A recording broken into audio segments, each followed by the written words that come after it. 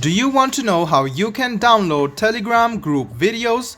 If yes, then this video is for you. Hello and welcome to 1-2-Step. It's your host back again with yet another interesting tutorial video. In this video, I'm going to teach you how you can download the Telegram group videos. Go ahead and open Telegram on your phone. Let's suppose I want to download a video from this group. You can see that there are videos in this group. Let me go ahead and click on this option over here on this, and if it opens up you can see the media option. To download one of its videos, go ahead and click on this video and click on the three dots on the top of your screen and click save to gallery. You can see that the video has been downloaded and will save to your gallery.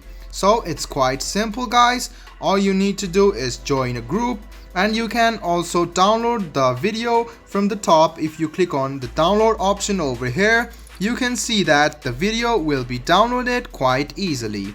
I hope this video about how you can download Telegram group videos was helpful for you. If you still have any kind of confusion, please do mention us on the comment section down below. Like the video, subscribe to the channel, and do hit the bell button for more. Hope to see you in the next video as well. Until then, goodbye, take care, and make sure you enjoy.